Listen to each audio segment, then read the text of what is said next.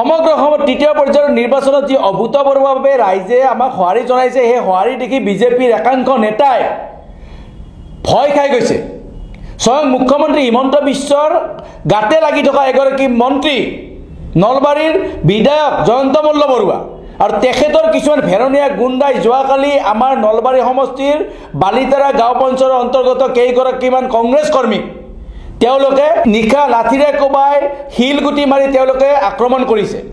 তাৰে ভিতৰত বালিতাৰা গাঁও পঞ্চায়তৰ এগৰাকী কংগ্ৰেছ কৰ্মীক তেখেতসকলে আঘাত কৰিছে। তেখেতৰ নাম প্ৰদীপ ৰাজবংশী। তেখেতৰ ঘৰত সোমাই তেওঁলোকে ২০-২৫ জনৰ ভেৰণীয়া গুণ্ডা বাহিনী আহি লাঠিৰে কোবাই এনেকুৱা আক্ৰমণ কৰিছে আৰু আক্ৰমণ কৰাৰ ফলত আজিও প্ৰদীপ ৰাজবংশী ডাঙৰীয়া আমাৰ হস্পিটেলত থাকিবলগীয়া হৈছে চিকিৎসাজনিত কাৰণ। কিন্তু আপোনালোকে নিশাৰ অন্ধকাৰত এই জয়ন্ত মল্ল বৰুৱাৰ ভেৰণীয়া গুণ্ডাই যিমানে আপোনালোক অত্যাচাৰ কৰিব নকৰক কিয়, আপোনালোকৰ সময় শেষ হৈছে। জয়ন্ত মল্ল বৰুৱা ডাঙৰীয়া, আপোনাৰ ভেৰণীয়া গুণ্ডাবিলাকক কৈ দিব এইবাৰ কিন্তু আমি থমকি নৰওঁ। আপোনালোকে যিমানে আপোনাৰ ভয় খুৱাব নিবিচাৰিব, যিমানে আপোনাৰ লাঠি জোং লৈ আপোনালোকে আমাৰ কৰ্মীসকলক আক্ৰমণ কৰিব, আমি কিন্তু এইবাৰ কিন্তু বহি থকা মানুহ নহয়। আপোনাৰ ভেৰণীয়া গুণ্ডাবিলাকক কৈ দিয়ক ৰাতিৰ অন্ধকাৰত কিয় দিনৰ পোহৰত আহি আপোনালোকে কৰক।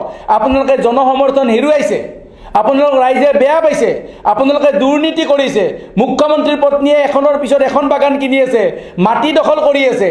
আপোনালোকৰ প্ৰতিগৰাকী মন্ত্ৰী বিধায়কে এতিয়া দুৰ্নীতিত লুতুৰি পুতুৰি হৈছে। তাৰ পিছত আপোনালোকে যেতিয়া জনসমৰ্থন হেৰুৱাই পেলাইছে, আপোনাৰ প্ৰাৰ্থীসকলক যেতিয়া ৰাইজে বা কোনো পৰ্যায় সমৰ্থন জনোৱা নাই, সেইকাৰণে আপোনালোকে ভয় খাইছে। আৰু সেইকাৰণে ভয় খাই আপোনালোকে ভেৰণীয়া গুণ্ডাৰ দ্বাৰা আপোনালোকে যি আক্ৰমণ কৰিবলৈ যি চেষ্টা কৰিছে বালিতাৰা গাঁও পঞ্চায়তৰ আমাৰ বুথ প্ৰেচিডেণ্টক বা বুথ প্ৰেচিডেণ্টৰ কেইগৰাকীমান কংগ্ৰেছ কৰ্মীৰ ঘৰত যে আপোনালোকে শিল দলিয়াইছে, লাঠিৰে কোবাইছে, মহিলা পুৰুষক আপোনালোকে অত্যাচাৰ কৰিবলৈ যি আপোনালোকৰ মানসিকতা যি আপোনালোকৰ গঢ় লৈ উঠিছে, আপোনালোকে এতিয়া সকীয়াই দিছোঁ মই জয়ন্ত মল্ল বৰুৱা ডাঙৰীয়া।